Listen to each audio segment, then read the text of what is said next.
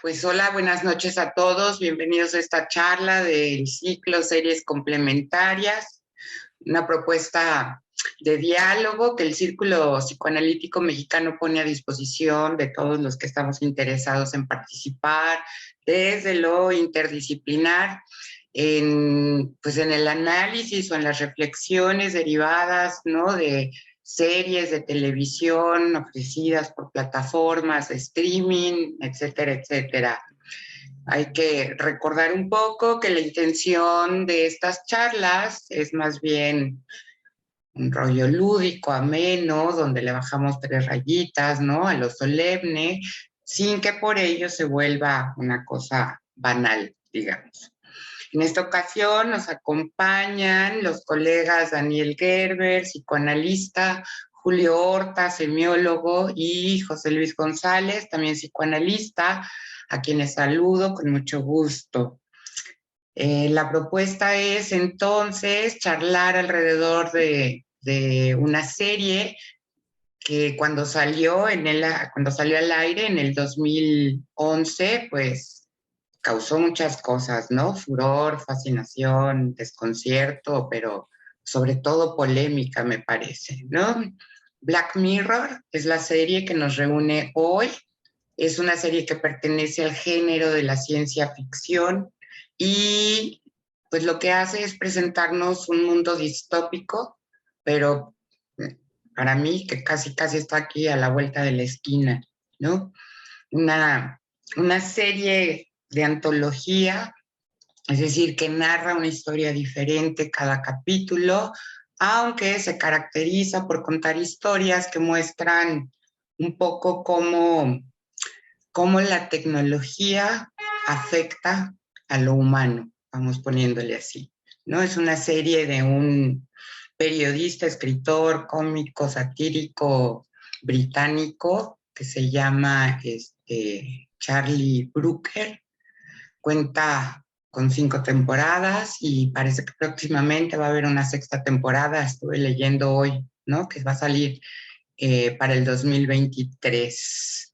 Bueno, me parece importante comentar un poco, ahora que estuve haciendo algunas investigaciones acerca de la serie y lo que se dice acerca de la serie, me encontré con una entrevista que le hacen al creador, ¿no?, Charlie Brooker, donde, bueno, pues él lo que cuestiona es, dice, si la tecnología es una droga y se siente como tal, pues cuáles son los efectos secundarios, ¿no? Y bajo esta pregunta es que él es el guionista de, creo, casi todos los episodios de la serie Black Mirror.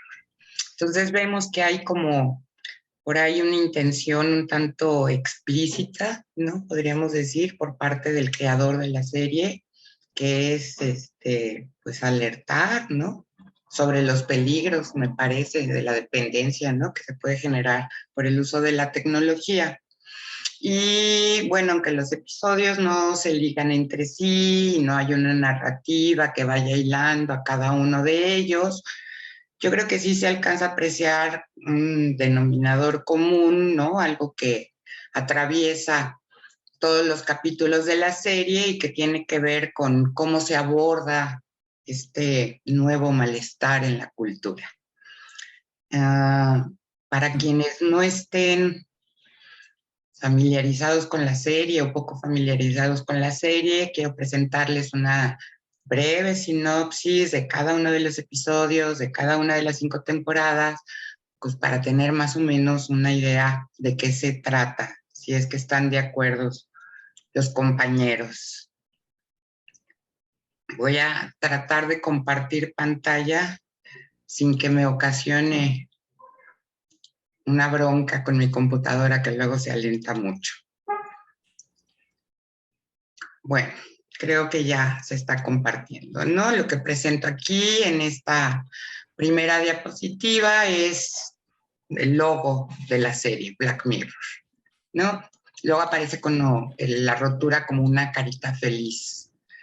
Bueno, la temporada 1 consta solamente de 3 capítulos o episodios, uno que se llama The National Anthem, ¿no? El himno nacional, donde un primer ministro se enfrenta a un impactante dilema cuando la princesa Susana es secuestrada y el captor pide que que el primer ministro mantenga relaciones sexuales con un cerdo en directo a cambio de la vida de la princesa. 15 million merits, o 15 millones de méritos, es un mundo donde la gente gana méritos haciendo ejercicio para generar energía y estos méritos los usan para comprar comida, para comprar cosas del aseo, para saltarse por la publicidad, ¿no? En este entorno la gente aspira a mejorar su vida utilizando talentos que tienen, específicamente el canto y la pornografía, y nos entendemos la historia, el tercer capítulo, que es la historia de tu historia, ¿no? En un futuro cercano, donde todo el mundo va a tener como acceso a un implante de memoria que grabe todo lo que los humanos hagan, digan, etcétera, etcétera. Tenemos la temporada 2 con Be Right Back, vuelvo enseguida, ¿no? Donde es un nuevo servicio que se ofrece donde la gente puede contactarse, ¿no? Con los muertos, ¿no? Y una chica pues decide establecer contacto con su novio que murió. Tenemos Oso Blanco, donde una chica se despierta y no puede recordar nada acerca de su vida y aparte todo el mundo niega, ¿no? Le niega la comunicación. El tercer capítulo de la segunda temporada, El Momento Waldo, donde un cómico hace la voz de un oso, ¿no? Un oso, pues, un tanto grosero, digamos, ¿no? Y de alguna manera se ve arrastrado a la política cuando los ejecutivos del programa deciden lanzar al oso, ¿no? Como candidato. La temporada 3 es un poco más larga, cuenta con 6 capítulos. El primero, Caída en Picada, Nosedive, ¿no? Es una chica desesperada que busca popularidad a través de las redes sociales, a través de la cantidad de likes que puede recibir, ¿no? De acuerdo a sus comportamientos y conductas y interacciones con los demás, ¿no? Pero bueno, pues las cosas no le salen del todo bien.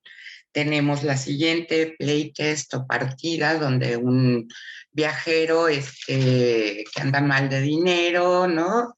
Se anota para probar un nuevo sistema de videojuegos y va a descubrir que pues, la ficción está muy real, ¿no? Luego, Cállate y Baila es un capítulo que tiene que ver con un virus, ¿no? Que hackea las computadoras, los celulares, es decir, todos los aparatos electrónicos, ¿no? Y la historia de un joven que debe enfrentar una terrible decisión o sigue las órdenes que recibe mediante mensajes, ¿no? O los secretos íntimos van a quedar revelados. San Junípero, que es una de las series más comentadas, más vistas, ¿no? Que ganó de hecho un premio. Trata de una chica, de dos chicas, una que es muy tímida, otra que es muy alegre y una muy extrovertida, ¿no? Y hacen un vínculo muy fuerte y donde, bueno, pues la serie, ¿no? Habla de este tiempo virtual, este tiempo real, ¿no? Este tiempo virtual eterno como un paraíso, ¿no? Donde puedes estar para siempre, ¿no? Hombres contra el Fuego, se trata de un cuartel, un grupo de soldados a los que les implementan un chip en donde les piden, ¿no? Que maten a los enemigos, pero algo falla en el chip de uno de los soldados y él empieza a tener cosas, ¿no? Le empiezan a pasar cosas extrañas y fallos técnicos, ¿no? Que le permiten ver en realidad lo que está pasando. Y Odio Nacional, Hate in the Nation, donde una periodista muere envuelta en una polémica, ¿no? En las redes sociales y bueno, pues se dedican a investigar, ¿no? Y descubren cosas horripilantes. La cuarta temporada también son 6 capítulos, una trata acerca de una tripulación y su comandante y cómo descubren que lo que hay en ese pues en esa tripulación, en ese lugar no está del todo padre, ¿no? Arcángel, donde una madre pide que le implementen, ¿no? Un dispositivo para saber dónde está su hija, qué piensa, qué hace a todas horas. La de Cocodrilo, ¿no? Donde una arquitecta tiene que guardar un secreto mientras alguien investiga, ¿no? Alguien de los seguros, ¿no? Investiga a través de los recuerdos, pues, ¿no? Que quedan ahí guardados. El de Hank the DJ, ¿no? Es una pareja, un chico y una chica que se conocen gracias a un programa de citas, pero que tienen una especificidad, ¿no? Que es la fecha de caducidad de las relaciones. El de Metalhead, donde en un almacén, unos cuates ahí andan buscando a ver qué encuentran y se topan con una cosa espantosa, ¿no? Un implacable enemigo, ¿no?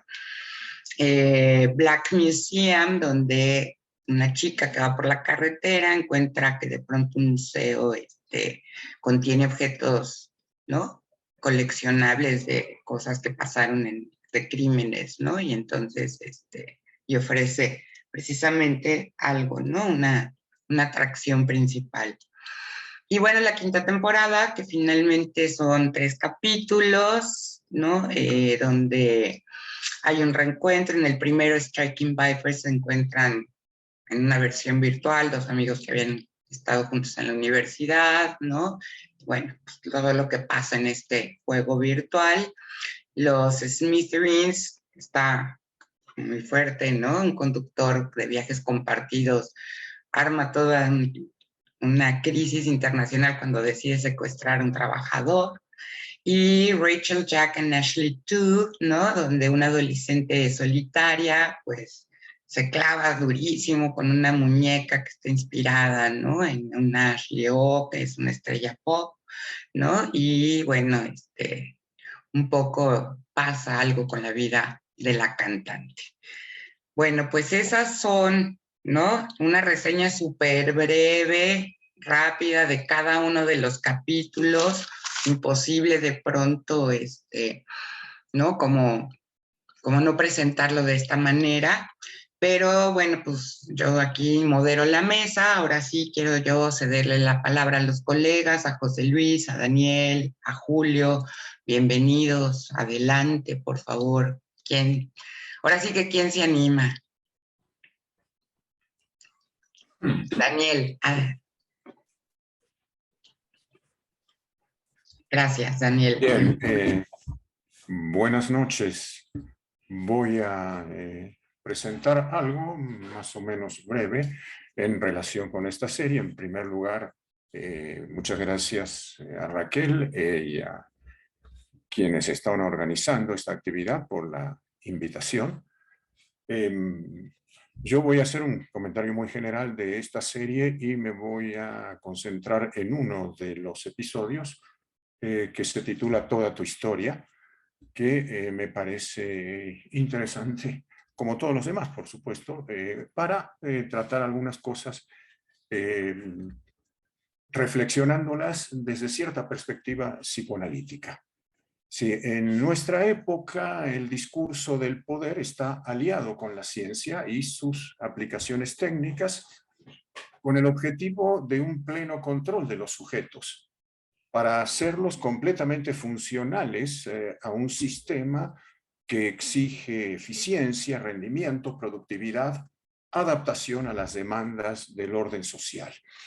El sujeto, en todos los ámbitos de sus actividades, tiene que integrarse plenamente y la tecnología se ocupa de lograr este propósito de volver a los humanos, más que sujetos, seres informacionales. Un claro ejemplo de esta suerte de borramiento del sujeto lo encontramos en el modo de operar con la memoria. ¿Qué ocurre en la actualidad con nuestros recuerdos y nuestros olvidos al tener a nuestro alcance dispositivos que guardan o borran por nosotros? ¿Cuántos de nosotros no hemos recibido notificaciones de Google para recordarnos qué lugares visitamos en determinados momentos, con quiénes estuvimos, etcétera, o también recordatorios de Facebook, de cumpleaños, aniversarios de amistades, generalmente virtuales, o publicaciones de años anteriores. ¿Cómo afectan a nuestra memoria estas nuevas formas de recuerdo mediadas por la tecnología? ¿Recordamos de la misma manera?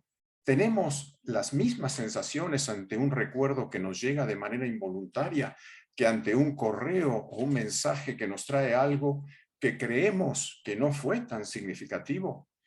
Diferentes preguntas que estos tiempos tecnológicos plantean.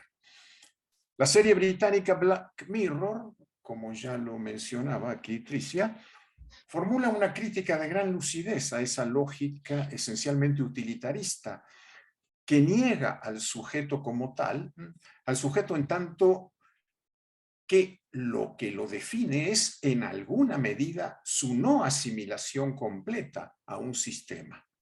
Su creador, Charlie Brooker, explica por qué el título de la serie. Dice esto: si la tecnología es una droga y se siente como tal, entonces, ¿cuáles son los efectos secundarios? Esta área entre el placer, sigue diciendo, y el malestar es donde Black Mirror, mi nueva serie, está establecida.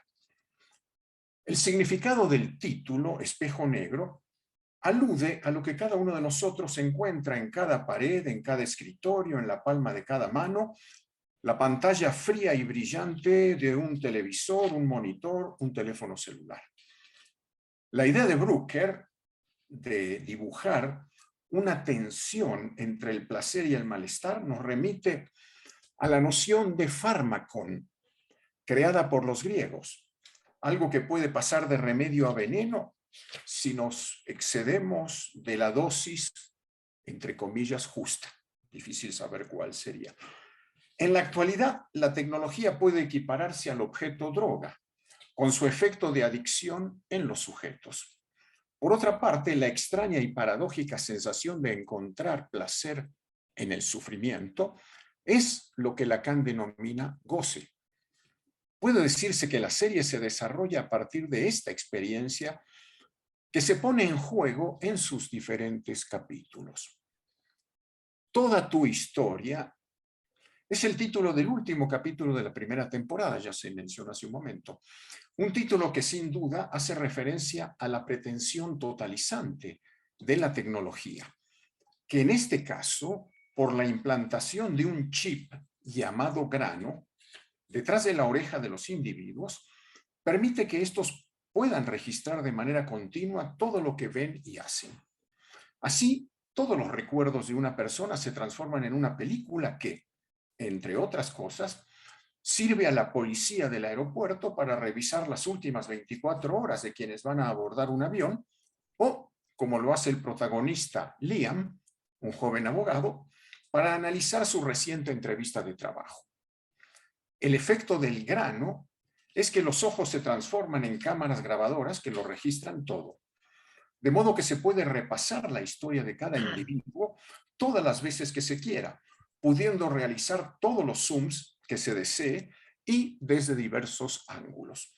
Todo esto puede ser visto solamente por el sujeto, y en ese momento los ojos se tornan dorados y se deja de mirar el mundo exterior, o ser proyectado para ser compartido con otros en una pantalla de cualquier dispositivo.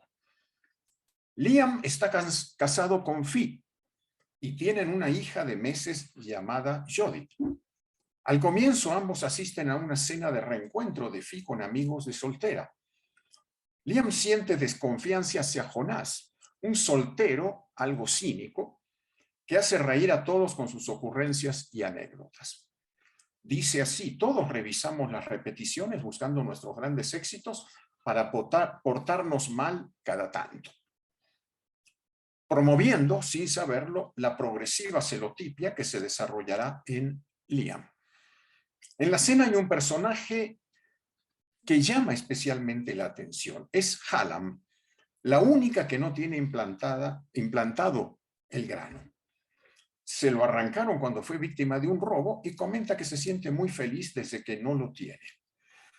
Decidió vivir sin el chip, lo que la coloca en el lugar de quien podría ser considerada inadaptada, extraña, rara por los otros. Es el personaje que, como el Bernard Marx de Un Mundo Feliz de Huxley, desentona con la masa. Bernard Marx era el que no tomaba el soma, ¿verdad? Como lo hacían todos, ¿no? Para ser todos felices. De regreso de la cena, Liam comienza a interrogar insistentemente a Fi respecto de las miradas que él percibía entre ella y Jonás. Ella le dice: te estás obsesionando, ya te pasó en otra oportunidad. Él bebe y, cada vez más alcoholizado, insulta y descalifica a Jonás, reclamándole a Fi. Ella reconoce que tuvo con Jonás una historia de un mes en Marruecos. La sorpresa del mundial, ¿verdad? Marruecos. Bueno, se trata de otra cosa. En Marruecos. Liam le reclama. Ella le había dicho antes que solo había sido una semana y le había puesto un nombre ficticio. Repiten las imágenes y éstas le dan la razón a Liam. Una nueva repetición pone en duda que fuera un mes y ella reconoce que fueron 6 meses. No todo lo que no es verdad es mentira, le dice ella, a modo de justificación. Pero él no cambiará su interpretación y, borracho, va a buscar a Jonás. En casa de este, y ya con la certeza celotípica, nos preguntamos, de la relación de Fi con Jonás, golpea a este último y lo amenaza con una botella rota, obligándole a borrar todas las imágenes suyas con Fi. Jonás lo hace y en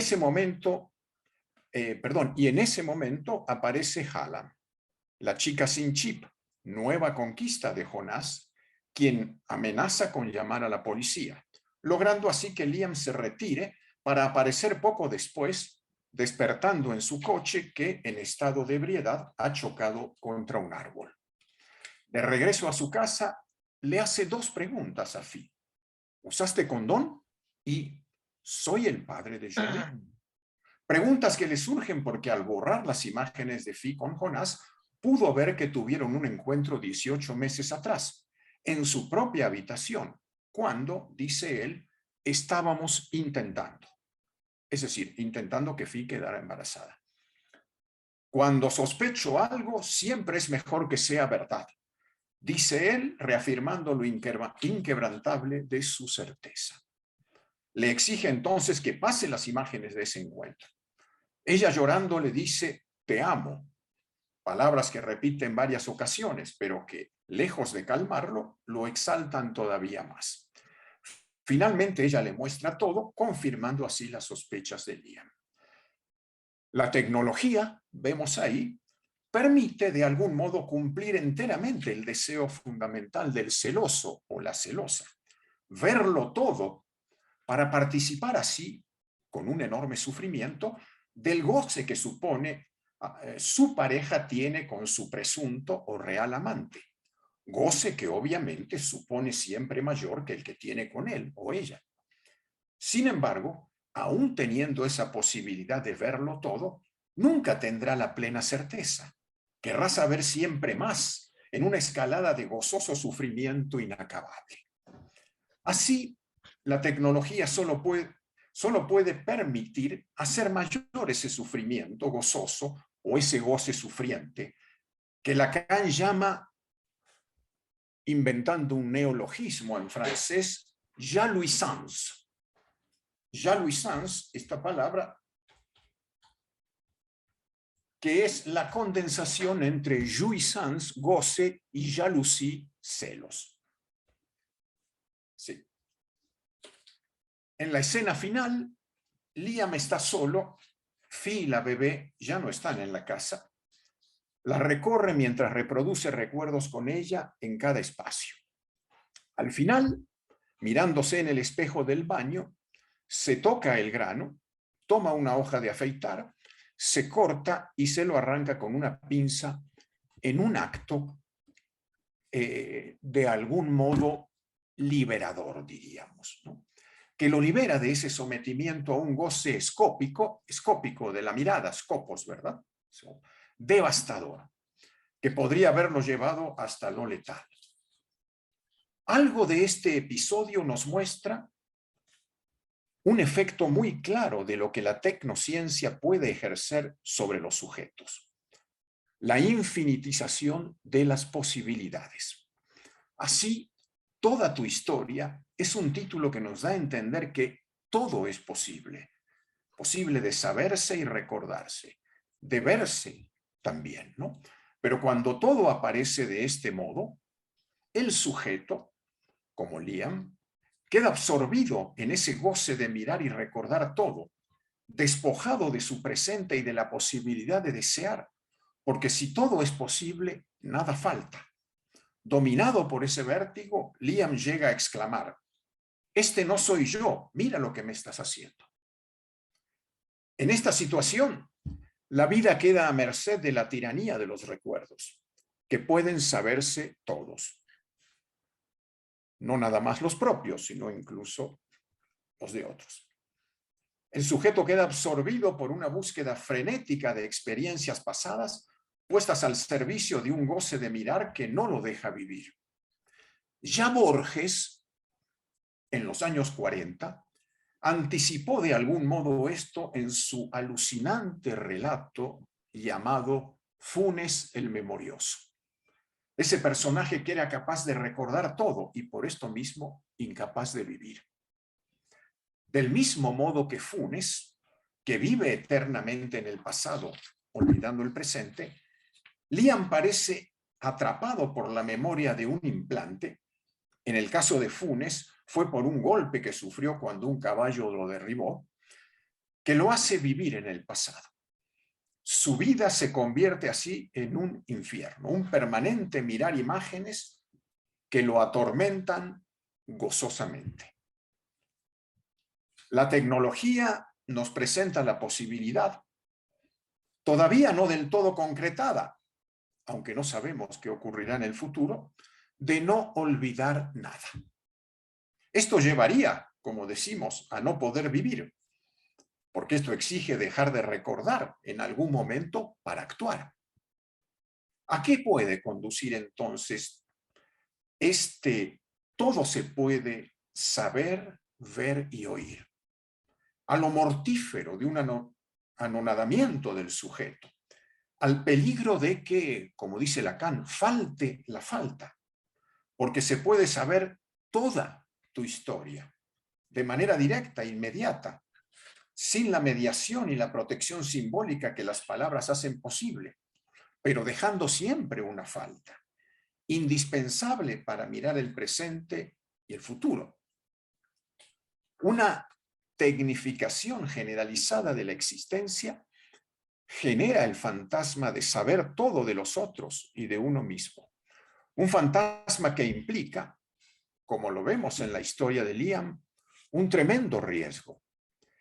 Al creer saber hasta los más ocultos deseos de estos, así como sus modos de gozar, lo insoportable de la certeza adquirida podrá llevar en última instancia a actuar violentamente sobre ellos o sobre uno mismo. Bien, es lo que quiero comentarles. Muchas gracias. Muchas gracias, Daniel. Sí, ¿no? Estos traumas definitorios de ciertas prácticas, ¿no? Que luego quedan ahí como presentadas en esta inversión especular, ¿no? Donde quedamos. Bueno, quiero cederle la palabra a Julio Horta, por favor. Adelante. Hola, ¿qué tal, Teisia? Un saludo. Muchas gracias por la síntesis y la presentación de la serie. Creo que es muy pertinente pues para ponernos a todos en contexto. Y bueno, antes de empezar, pues también agradecer al Círculo Psicoanalítico Mexicano por organizar este tipo de foros que me parecen muy interesantes, en donde podemos pues intercambiar nuestras perspectivas y aprovechar como pretexto una serie que nos permita pues reflexionar temas que nos parecen medulares, ¿no? Para comprender lo humano. Igualmente pues a mis colegas de mesa, a Daniel, pues muchas gracias por tus comentarios, por tu presentación muy ilustrativa de los procesos implicados en la tecnología. y pues a nuestro colega José Luis, que escucharemos más adelante. Bueno, pues a mí me interesa mucho la serie de Black Mirror, porque cada vez que nos preguntamos por la tecnología y por las consecuencias de la tecnología, entramos en una serie de dilemas en términos de hasta dónde se puede extender el potencial de lo humano y hasta dónde esa extensión del potencial de lo humano implica, de muchas maneras, pues contradicciones que nos llevan a negar lo humano mismo, ¿no?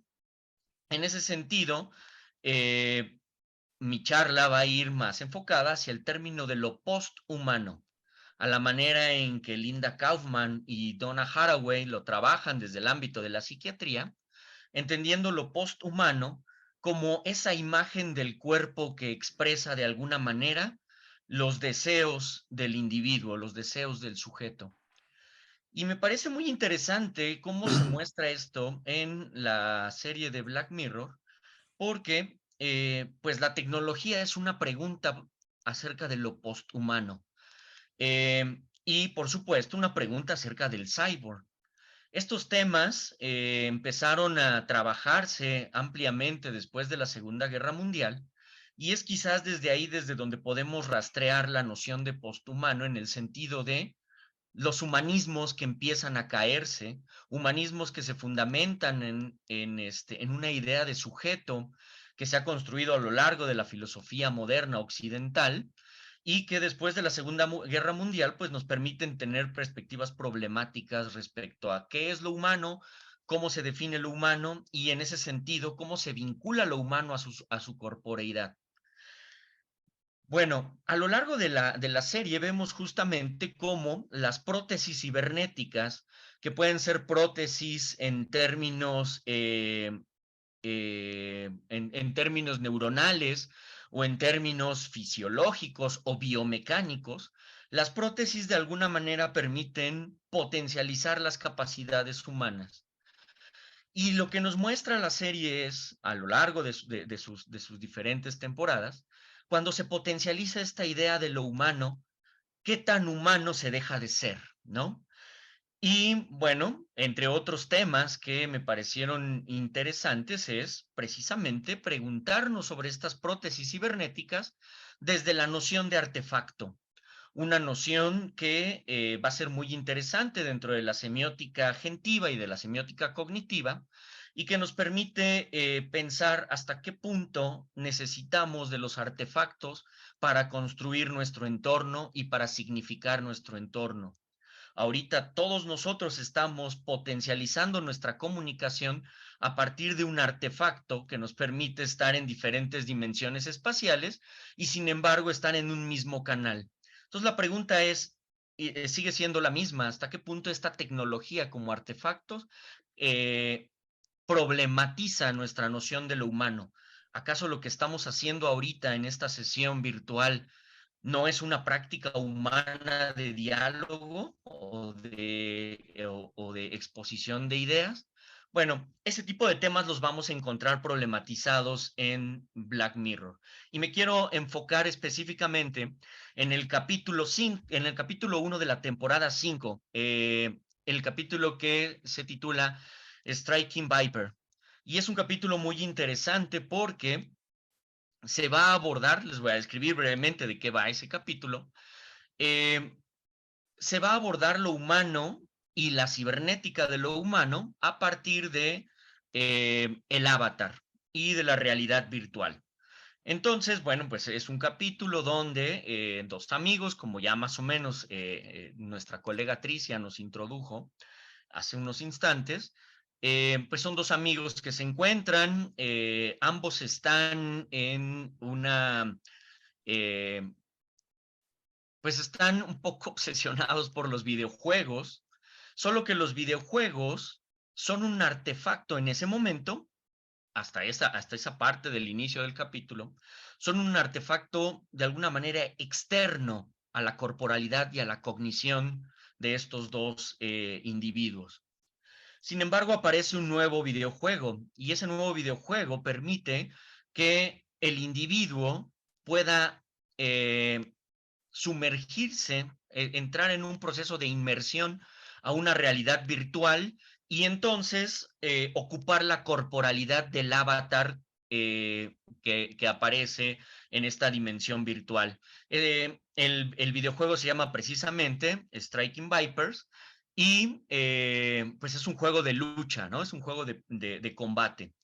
Entonces, esta es la idea. Aparece un nuevo videojuego y entonces estos dos amigos comparten el juego en línea, comparten el juego en una realidad virtual y entran en un proceso de inmersión en donde, bueno, ahora ellos ahora dejan de ser agentes del videojuego y se vuelven actores del videojuego y entonces asumen la corporeidad del avatar que está en el combate.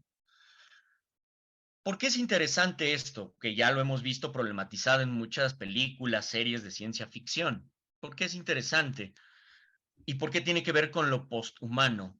El avatar les permite adquirir una corporeidad otra que potencializa sus deseos. Y entonces uno de los amigos utiliza un personaje femenino, el otro utiliza un personaje masculino, y entre pelea y pelea, pues terminan teniendo relaciones sexuales dentro del videojuego. Y se empiezan a hacer un poco, empiezan a obsesionarse por encontrarse en el videojuego y tener estas relaciones sexuales virtuales. Eso hace que empiecen a distanciarse de sus relaciones, vamos a decirlo así, de sus relaciones corporales físicas. Se empiezan a separar de sus parejas, se empiezan a separar del contacto físico físico sexual con sus parejas y empieza a potencializarse una relación de placer a través de estas corporeidades otras.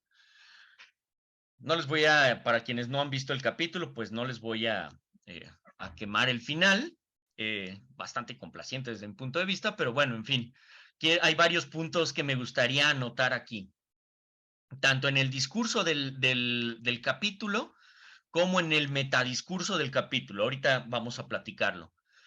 Hay algo muy interesante, los dos amigos son afrodescendientes y en la corporeidad otra que asumen en el videojuego son personajes orientales. Ahí hay un punto importante a establecer en el discurso del capítulo. Ahora, estos amigos en su comportamiento, pues de alguna manera tienen un comportamiento bastante machista en donde incluso les cuesta trabajo en el mundo físico, les cuesta trabajo tener contacto entre ellos, abrazarse. Y eso parece ser el fundamento que permite potencializar que tengan un contacto físico virtual. La idea de este videojuego es que ellos pueden conectarse en la 100 un dispositivo que hace que todo lo que físicamente ocurre en el videojuego se emule físicamente en su corporeidad, ¿no? Entonces, ¿qué está pasando? ¿Qué podríamos observar desde el punto de vista de una semiótica cognitiva y de una semiótica agentiva? Bueno, un punto importante. La coordenada de la propia carne, es decir, los límites de la propia corporeidad, adquieren una corporeidad otra. Pero esa corporeidad otra es una representación de corporeidad. Ellos asumen un avatar. Ese avatar es un personaje del videojuego. No construyen su propio avatar. Ellos asumen el avatar que ya está en la plataforma del videojuego. Entonces, ellos al asumir un cuerpo otro, que de alguna manera les permite sentir su propio cuerpo, asumir un cuerpo otro que les permite sentir su propio cuerpo, en este caso, el placer, ocurre una dinámica muy interesante.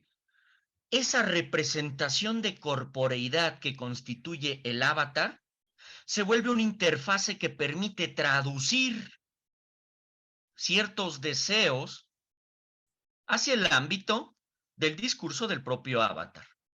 Entonces pasa algo bien interesante entre ellos. Empiezan a experimentar golpeándose y empiezan a sentir su propio cuerpo a partir del cuerpo del avatar y comienzan a complejizar su relación de tal manera que explotan su deseo el uno hacia el otro. En ese sentido, entonces ocurre esta dimensión de lo posthumano.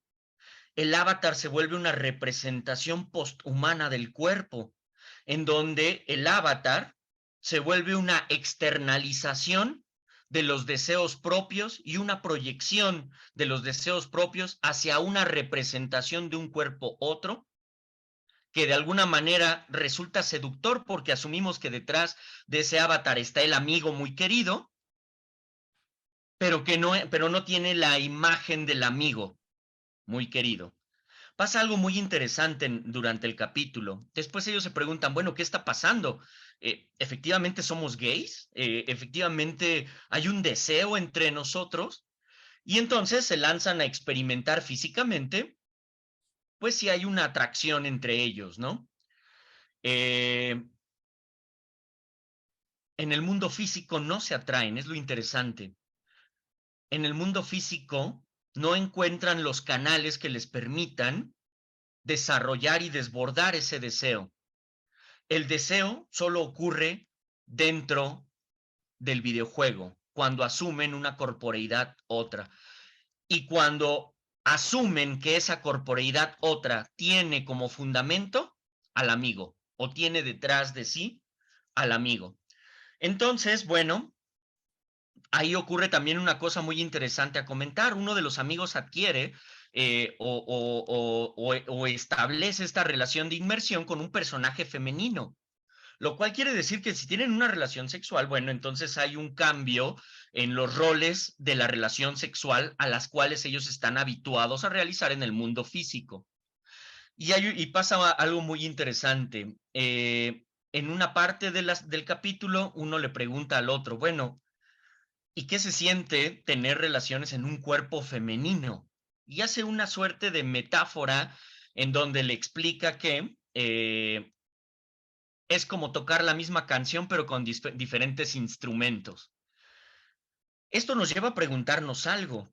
¿Podríamos hablar del deseo y de la forma y manifestación del deseo como una condición general de lo humano?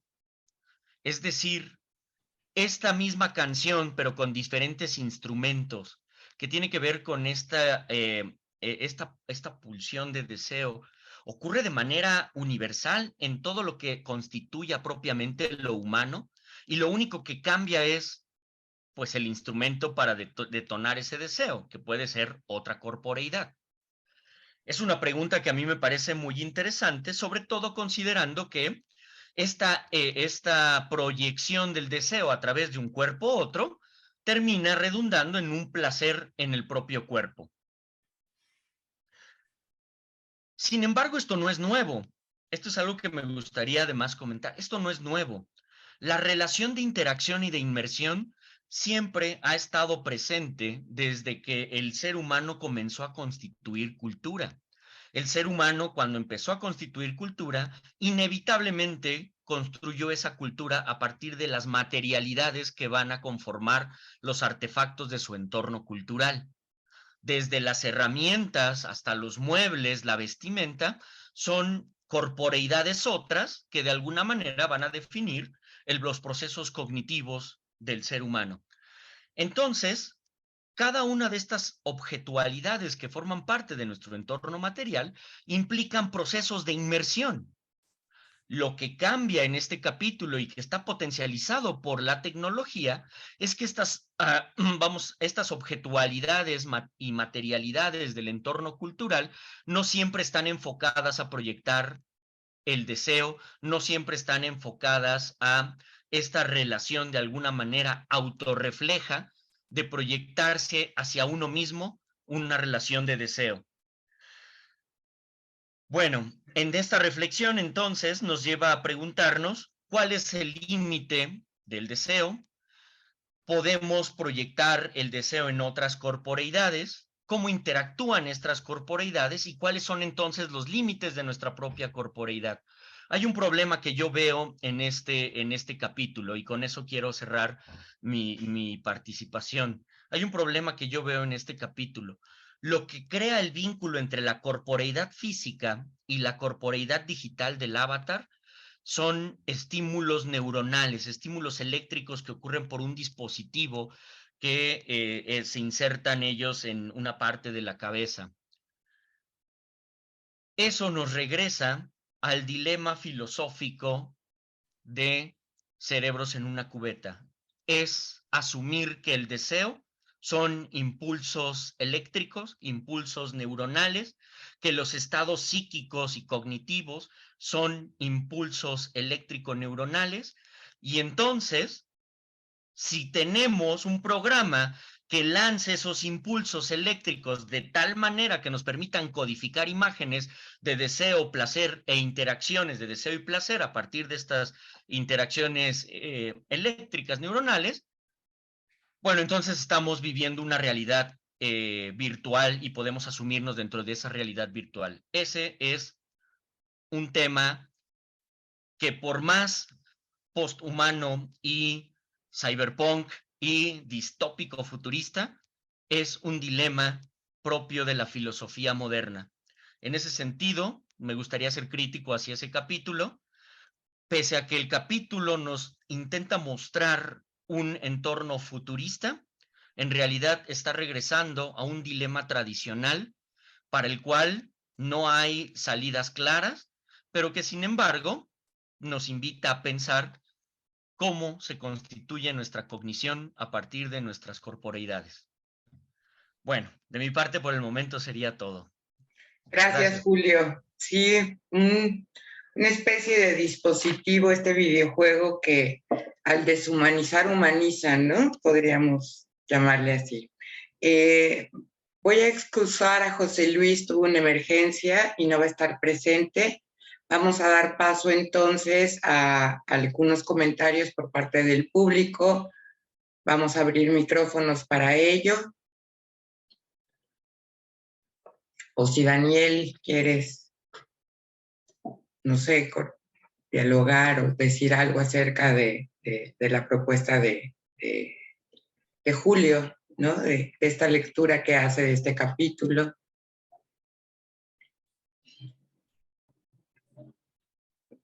No alcanzo a ver si las manos están levantadas.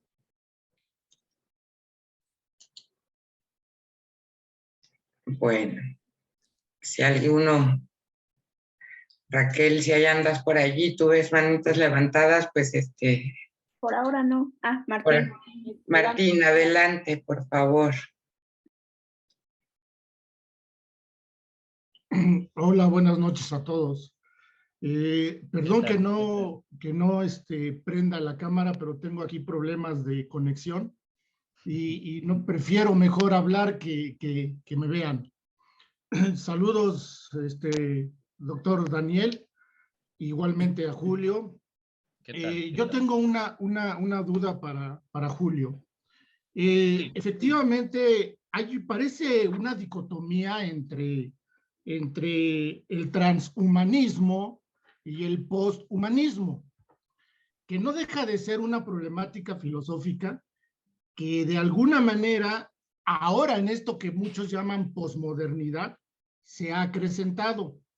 Pero a mí lo que me preocupa y lo que me deja ver esta serie, y ahorita con la descripción que hiciste muy, muy pertinente, me ponía a pensar, ¿dónde quedan estas cuestiones verdaderamente humanas que están presentes en esta realidad existente, o sea, una realidad objetiva, una realidad que inclusive recordemos un poquito por allá Descartes, ¿no? Cuando nos dijo, pienso, luego existo.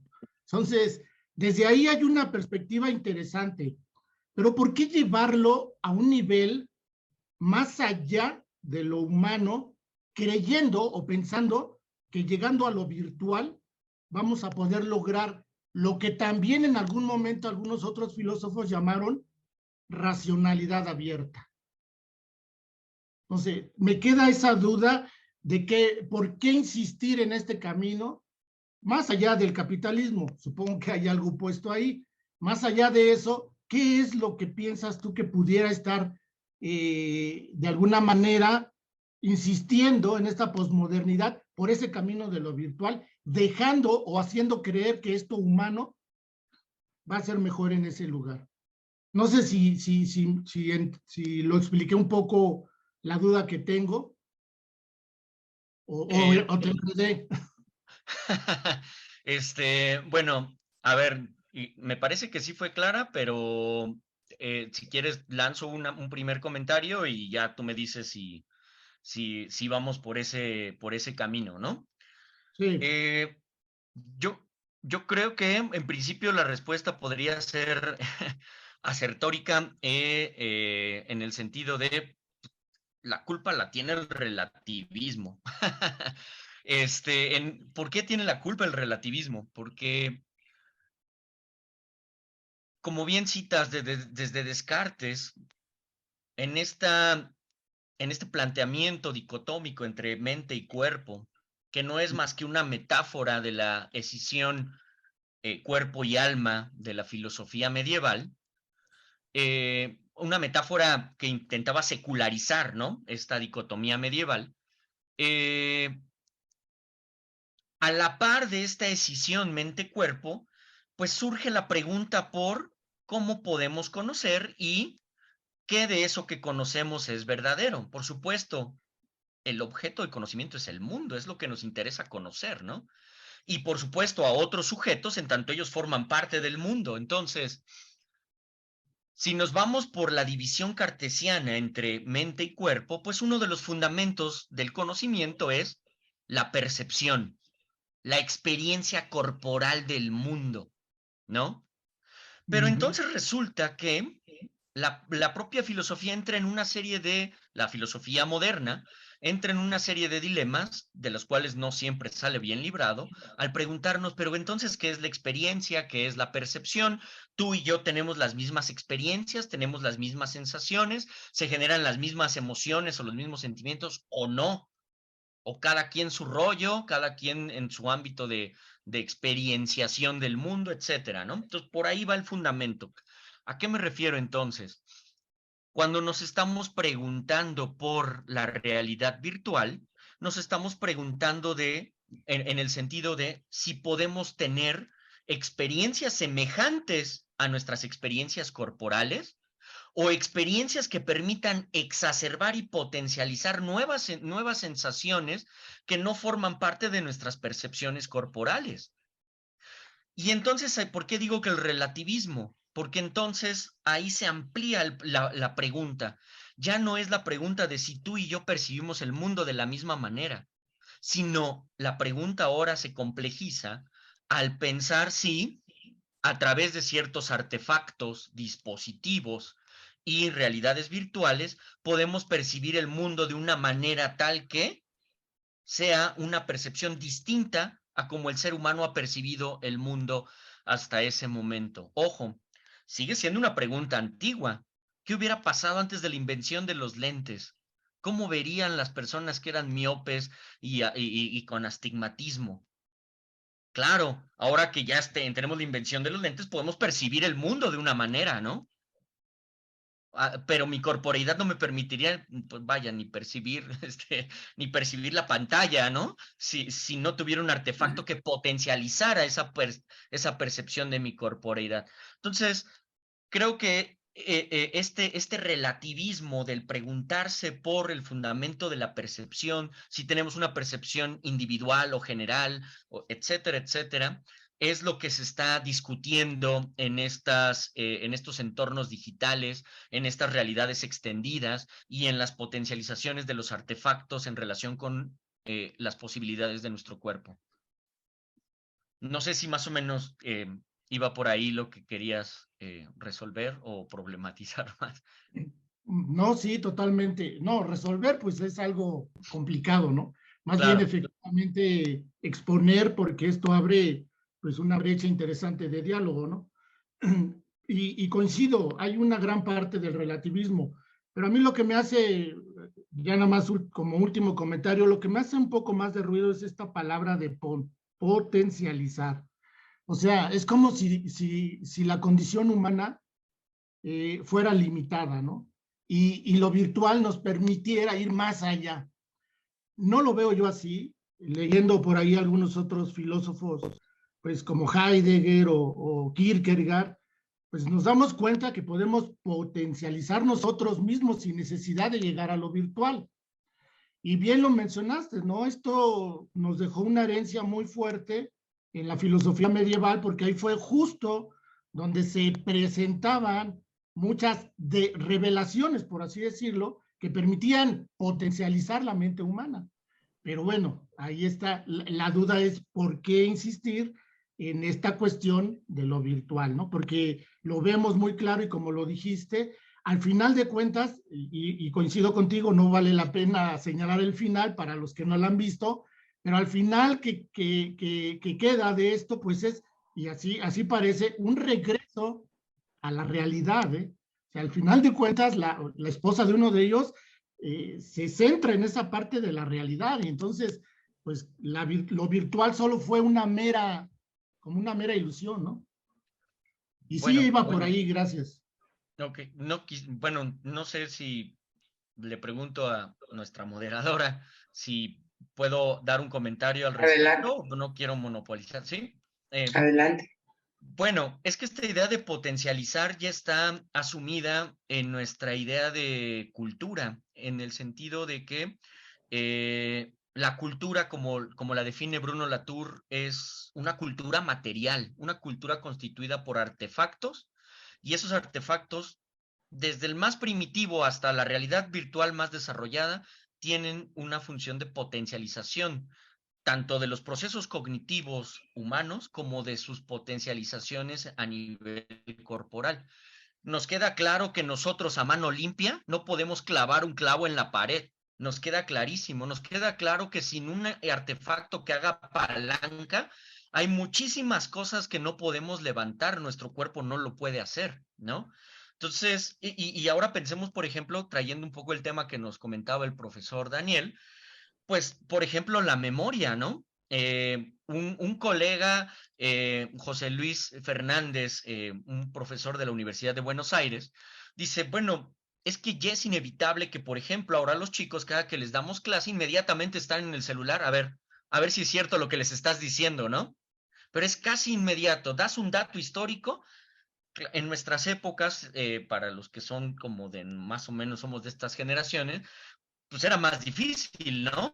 Querías corroborar el dato y bueno, había que ir hasta la biblioteca, sacar el libro, aventarte una buena parte del libro para ver si encontrabas el dato y ya que lo encontrabas decías, ah, bueno, sí, no, etcétera. Ahora es casi inmediato y tienen esa información y tienen esa memoria cultural a 2 clics en el instante presente, ¿no? Entonces, pues eso inevitablemente cambia la configuración de los procesos cognitivos, del modo en el que conocemos. Y inevitablemente ahora este flujo de información genera nuevos estadios de comportamiento, de emociones, etcétera, ¿no? Entonces, pues sí, yo creo que la palabra a lo mejor puede hacer ruido, pero potencializar es de hecho una parte inherente al modo en el que la cultura materializa lo humano mismo, ¿no? Gracias, Julio. Tiene la mano levantada Luis Enrique Morales. Adelante. Hola, buenas noches. ¿Sí me escuchan bien? Te escuchamos muy bajito. Ok, denme un momentito. No, no se escucha, fíjate.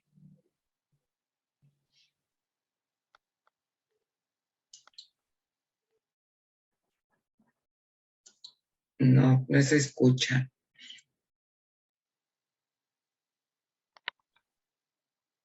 A ver si ahora, sin los audífonos. ¿Me escuchan mejor? A ver, háblale para ver si. ¿No? Híjole, si estás hablando no te escuchamos nada. Bueno. Ahora sí, perfecto. Ya está. Ya está. Ok, gracias.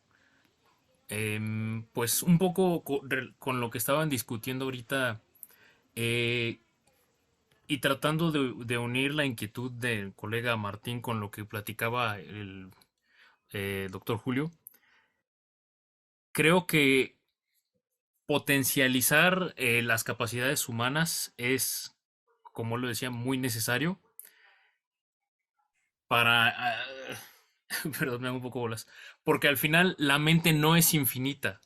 O sea, es necesaria la virtualidad de la experiencia, porque la virtualidad no es solo como la pensamos en simulaciones digitales, electrónicas, sino desde el punto en que pensamos en un bastón, por ejemplo, como una extensión de nuestro cuerpo para balancearnos, que ya es un artefacto, que ya es una herramienta que podríamos pensar rudimentaria, tiene la virtud de una extremidad de nuestro cuerpo. Sigue siendo una parte virtual de la experiencia.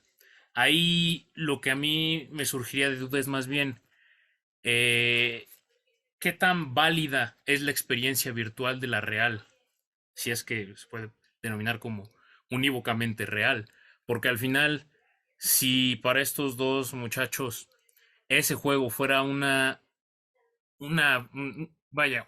pieza muy importante de sus vidas y las experiencias dentro de ese juego fueran su vida también, eh, los avatares serían un segundo cuerpo, una potencialización de su propio cuerpo para experimentar diferentes corporalidades y relaciones con los otros y con el entorno, de la misma forma en que nosotros podemos diferenciar cómo nos relacionamos con el entorno al abrigarnos, al usar este bloqueador solar para estar en el sol más tiempo, o tener equipamiento para sumergirnos en el agua y poder ver bajo el agua.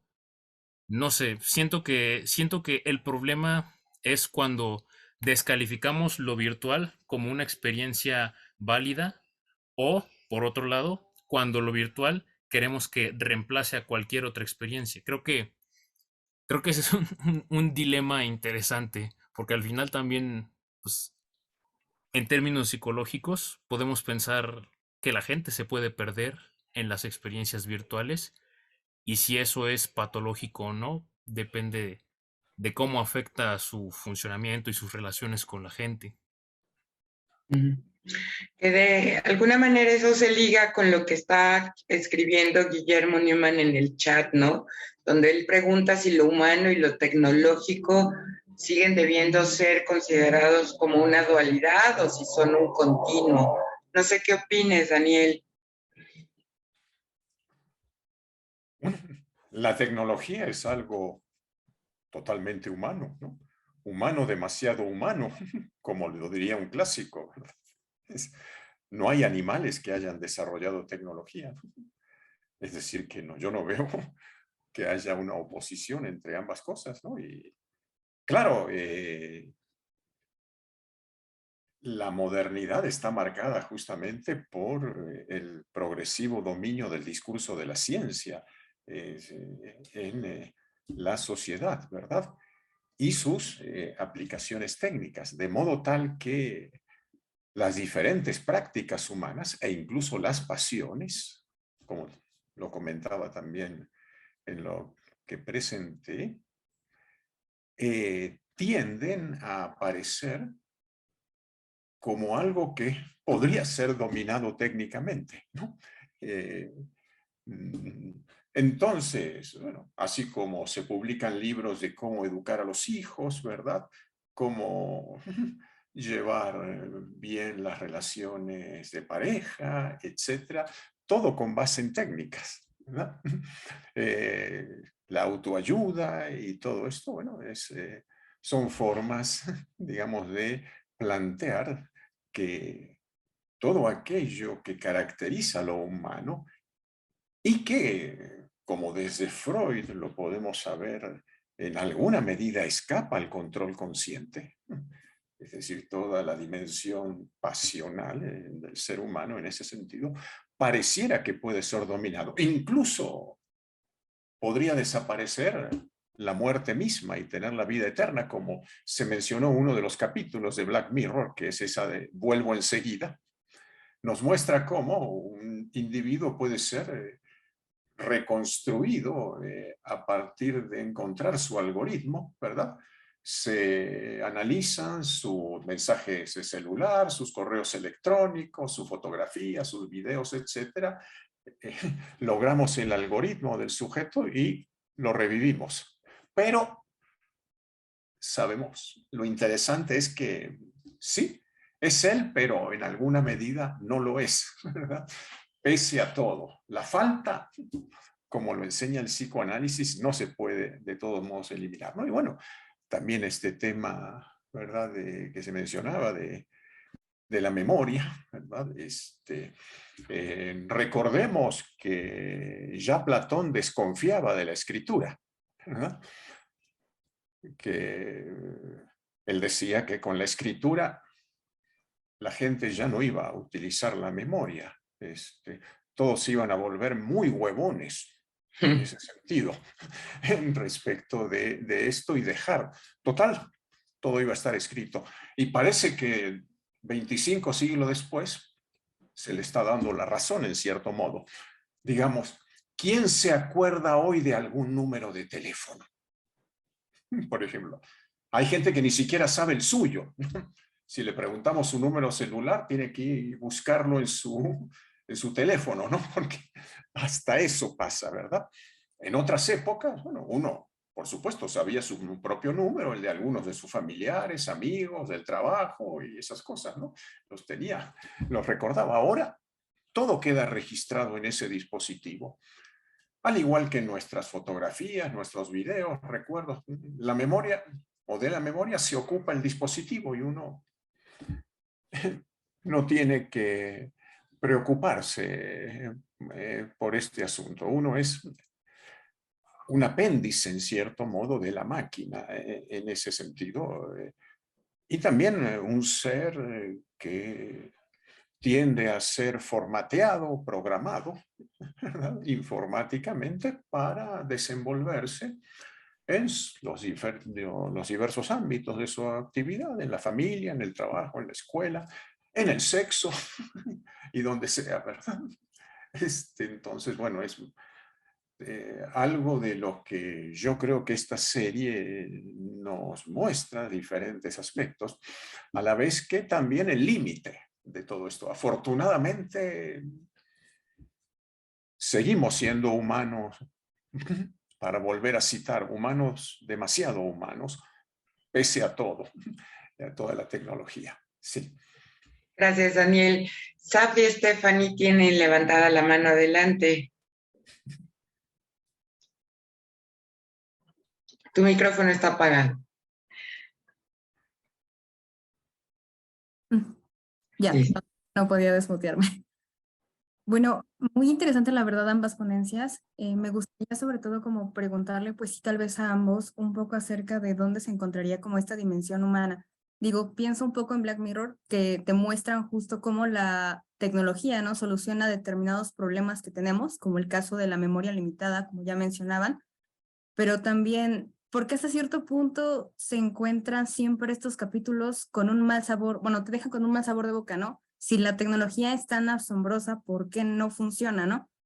Quizá tal vez quita lo que vendría siendo tal vez una cuestión humana, pensando en la memoria. También pienso un poco en el cómo nuestro propio cerebro, como no es infinito, esta capacidad de guardar memoria, ¿cómo lo clasifica? ¿Cómo le da prioridad a qué recordar y a qué no? Y si todos estos recuerdos que nos dice Google, que nos dice Facebook, las redes sociales, en realidad no sirven para algo, y también qué sería esta dimensión humana si tal vez se halla en una parte emocional. No sé muy bien qué piensen con respecto a la parte emocional. Va. ¿Quién se avienta la respuesta? ¿Julio, Daniel? No, añadir simplemente que en cuanto a servir, claro que sirve la tecnología y es útil. No se trata ni de satanizar ni de idealizar, ¿no? Darle el lugar que le corresponde, simplemente, ¿no? Es decir, hay una cierta tendencia a una gran idealización y a suponer que ahí está la clave la felicidad y hasta de la vida eterna. Y este tipo de cosas, que hasta la muerte podríamos hacer desaparecer gracias a la técnica. Entonces, bueno, me parece que se trataría de eso. Por supuesto que nadie, creo, propondría regresar a la edad de las cavernas. Nada por el estilo, ¿verdad? Gracias a la tecnología podemos hacer esta actividad, por ejemplo, ¿no? Estar comunicándonos, ¿verdad? De esta manera virtual. Entonces, y ha sido muy importante, por ejemplo, en los últimos 3 años, desde que se desató la pandemia, ¿verdad? De verdad, ha habido una verdadera expansión de estas plataformas, ¿verdad? Tipo Zoom, Google Meet, etcétera, ¿verdad? Y creo que pueden llegar, ya han demostrado que tienen una gran utilidad y que se les puede sacar incluso todavía mucho mayor provecho. Me parece que en todos esos aspectos no se trata de estar en contra, ¿no? Simplemente también poder tener en claro los límites de esto, es decir, estar prevenidos ante un exceso de idealización de esto, ¿no? Sería la idea, ¿no? Gracias, Daniel. Julio. Bueno, sí, yo concuerdo con la perspectiva del colega Daniel. Creo que lo que este sentimiento de incomodidad que nos genera ver los episodios de Black Mirror, creo que tiene más bien que ver con que tomamos conciencia de ciertos procesos en los cuales ya estamos inmersos en nuestra realidad cotidiana y que quizás no habíamos observado con el suficiente detenimiento. Y entonces ese mirar al otro en la serie, mirándose a uno mismo, en este juego que, bueno, en fin, pues nos vemos esos problemas como muy cercanos, porque de hecho ya estamos ahí, ¿no? Pero no solo ya estamos ahí, sino eso es lo que propiamente constituye a lo humano, ¿no? Decía Spinoza que para que hubiera afectos, los afectos ocurrían por la relación de nuestro cuerpo con otros cuerpos. Al ser afectado por otros cuerpos, los artefactos son otros cuerpos. Entonces, dice Spinoza, no tenemos conciencia de nuestro cuerpo hasta que nuestro cuerpo es afectado por otra corporeidad, ¿no?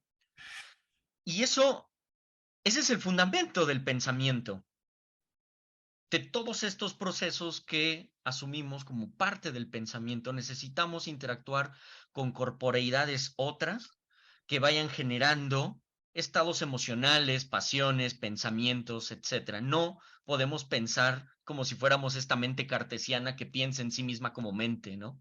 Sin necesidad de un cuerpo.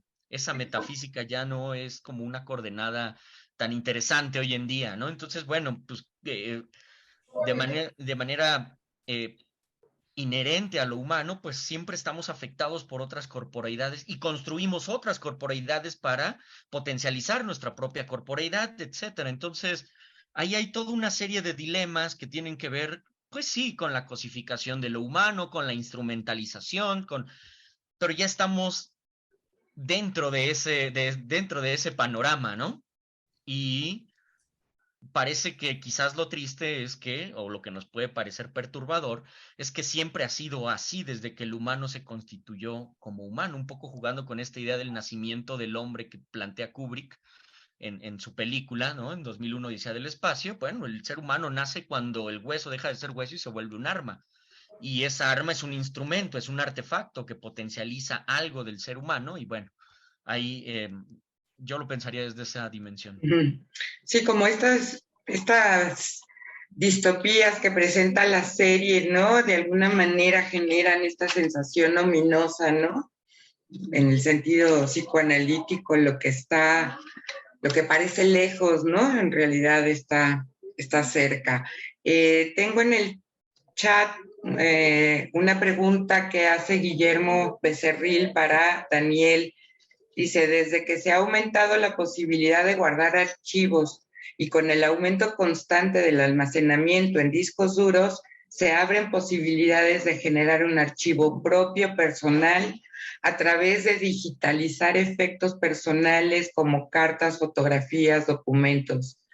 Hoy incluso puedes catalogar tu archivo bajo las reglas de archivos internacionales para hacerlos accesibles. También hay posibilidades de mostrar historias, comunidades o bien experiencias que han sido ignoradas por los grandes archivos. El capítulo deriva en el exceso por los celos del personaje, pero ¿qué imaginas que puede ser posible con estos archivos personales que en lugar de derivar en la obsesión, puedan derivar en otro sentido? ¿Podríamos escapar de este exceso? Está bien fuerte, Daniel. Vas. Bueno, esto depende de los sujetos, por supuesto, ¿no? Entonces, en el caso del capítulo de Black Mirror que yo comenté, bueno, la cuestión está centrada en una pasión humana que nos habita a todos, ¿verdad? Que son los celos, ¿no? Freud mismo decía, ¿verdad? Todos tenemos celos. Aquel que dice que no los tiene es porque los ha reprimido, pero es imposible que no existan, ya están prácticamente en el bebé presentes, ¿verdad? Y en muchos sentidos, ¿no? Tanto en el ámbito amoroso, estrictamente hablando, bueno, pues lo que ocurre ahí en ese capítulo, también hay celos en el ámbito de lo laboral, de lo académico, de la amistad, y, bueno, los conocemos todos, ¿no? No hay que abundar mucho, ¿no? Todos experimentamos esa pasión, ¿no? Y como tal es, en cierto modo, incurable, ¿no? Entonces, saber más del otro, o incluso, si fuese posible, saberlo todo del otro, evidentemente que no lo resolvería, sino que incluso llegaría a agravarlo. Hay que asumir que hay en el otro siempre, en cualquier otro, cierta dimensión de lo incognoscible para nosotros, igual que nosotros permaneceremos en alguna medida desconocidos para el otro. Aún el otro más cercano, se trate de nuestra pareja, por ejemplo, etc. Pero no es posible saberlo todo. No lo sabemos todo de nosotros mismos, como nos lo enseñó Freud ya, menos aún del otro. Y tenemos que enfrentarlo, asumiéndolo, ¿verdad? ¿No? Es decir, ese afán de pleno dominio que, claro, la tecnología lo exacerba, está presente de todas maneras, pero lo exacerba y genera la ilusión de que sí es posible, ¿no? Que, como gritan en las manifestaciones, sí se puede, sí se puede. No, pero en realidad eso es lo utópico, de ahí que las utopías que de alguna manera van asociadas al avance tecnológico, en los hechos se vuelven distopías, ¿no? Y bueno, de eso, mucho antes de estos avances de la época, ¿verdad? Ya hubo quienes se ocuparon de imaginar las utopías. Yo mencioné al clásico de Huxley, por ejemplo, como en 1984. ¿A poco no estamos en buena medida ya viviendo en el universo orwelliano de 1984, por ejemplo, ¿no? Y en un mundo que puede volverse cada vez más terrorífico, ¿verdad? Sin embargo, está el otro lado, como hemos comentado, de la tecnología, muy valioso, que puede ser muy útil, ¿no? Entonces, ya dependerá de qué tipo de empleo podamos los humanos darle. Gracias, Daniel. Tiene Raquel, adelante. Gracias, Tricia. Gracias a Julio y a Daniel por sus comentarios. Dan ganas de ver nuevamente algunos capítulos ¿no? Y a partir de lo que nos ponen a pensar, yo tengo una pregunta para ambos.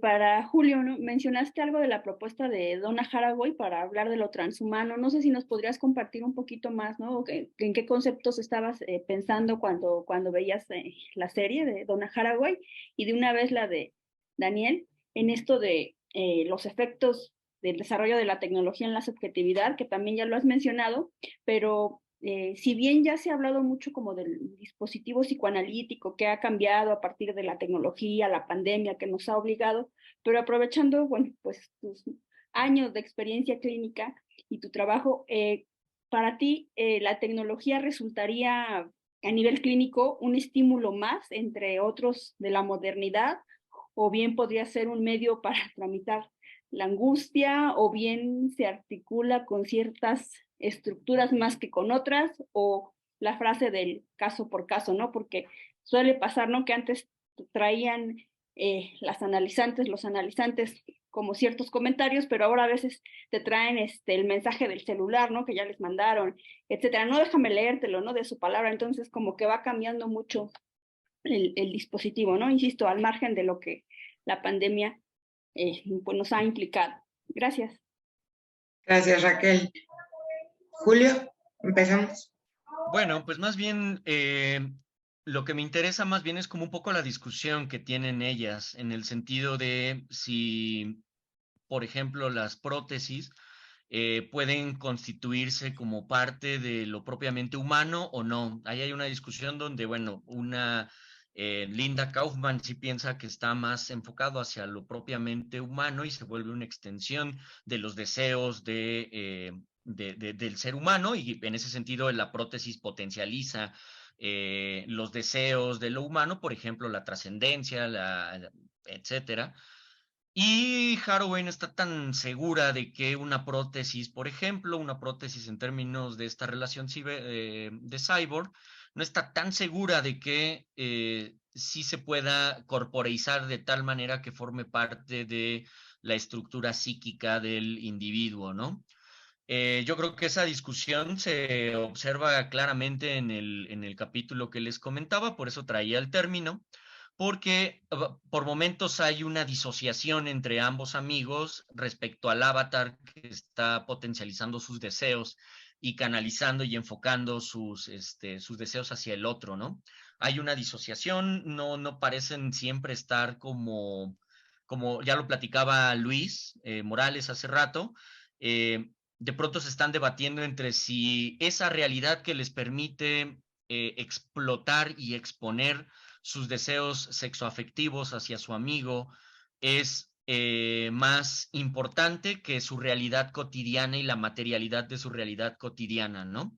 Entonces, creo que están en juego ambas posturas. Si puede o no formar parte de la estructura psíquica del individuo o de los procesos cognitivos del individuo, o si hay cierta distancia tal que no pueden integrarse a los procesos propiamente cognitivos del individuo. Desde mi perspectiva, yo pienso que, por lo que he comentado hace unos instantes, yo pienso que inevitablemente la cognición está situada en un entorno de artefactos, e inevitablemente son esos artefactos los que van configurando, como bien comentas en la otra pregunta que le realizaste a Daniel, configuran los modos en los que pensamos, no hay de otra, y también los modos en los que sentimos. Entonces, pues los artefactos siempre serán dispositivos que de muchas maneras irán configurando nuestras individualidades, pero también nuestras intersubjetividades, ¿no? Entonces, bueno, esa es la idea. Gracias, Julio. Daniel. Sí, bueno, hay que recordar, Lacan decía que siempre hay que ligar la subjetividad con el horizonte de la época. Claro, ya no vivimos en la época de Freud, ni inclusive la de Lacan, ¿no? Que ya murió hace poco más de 40 años, ¿no? Y en esos años el mundo ha cambiado de un modo importante, ¿no? Y todos estos avances que tenemos, creo que sí es importante ver en qué aspectos se puede aprovechar la técnica, como se ha demostrado, ¿verdad? Particularmente en estos últimos años, ¿no? Y por el surgimiento de la pandemia. Yo fui muy resistente siempre a todas las cuestiones de la tecnología. Cuando empezaron las computadoras, hace unos 30 años, yo no quería dejar la máquina de escribir, ¿no? Me parecía que no.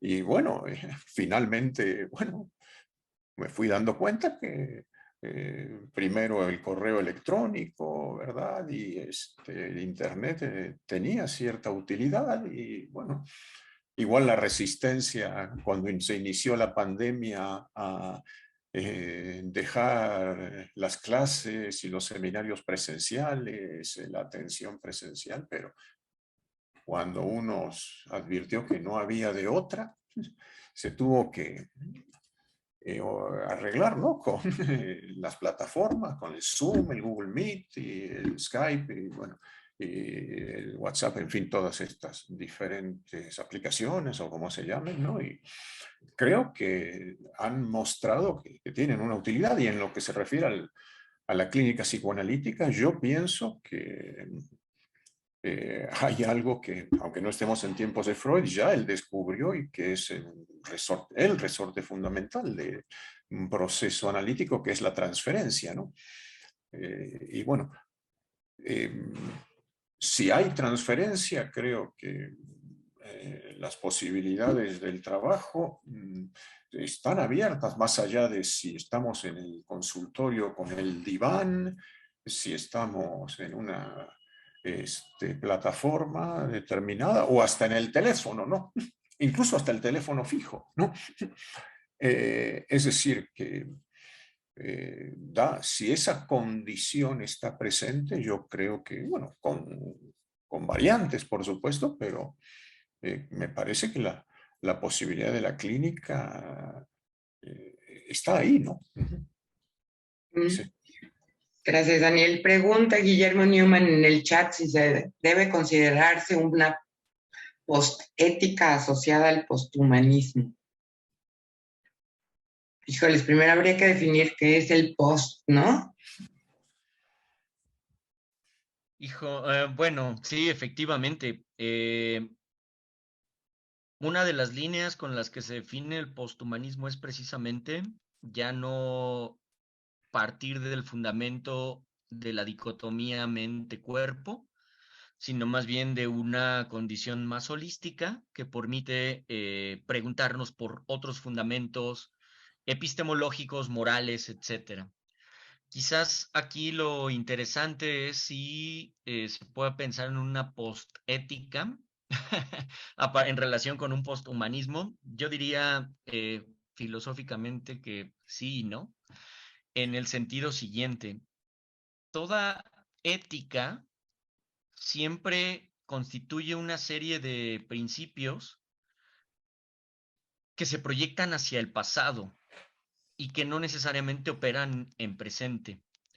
Entonces, en ese sentido, toda ética es un proceso post, ¿no? Porque surge, se desarrolla, se articula en un entorno, en un contexto, y en lo que se va articulando y se va de alguna manera estableciendo, pues eso ya quedó en pasado y hay nuevas dinámicas presentes de las cuales esa ética ya no da cuenta, ¿no? Entonces, en ese sentido, toda ética yo creo que siempre es post. Ahora, claro, hay una ética que está pensando específicamente en la condición posthumana, ¿no? Y que tiene que ver con estas condiciones que ahora estamos preguntándonos en relación con el género, con la identidad sexual de los individuos, con la identidad y la profesional de los individuos, etcétera, ¿no? Las nuevas aperturas que estamos discutiendo hoy en relación con las subjetividades emergentes. Entonces, bueno, en ese sentido, al igual que toda ética, pues estamos pensando in situ, estamos pensando en un entorno contemporáneo, pero probablemente cuando eso comience a articularse como una ética, ya será otra vez en pasado, ¿no? Ya estaremos en otros procesos emergentes y esa ética otra vez nos parecerá insuficiente y bueno, ahí vamos, ¿no? Ahí vamos en la falta. Héctor Barrios, tienes levantada tu mano. Adelante, por favor.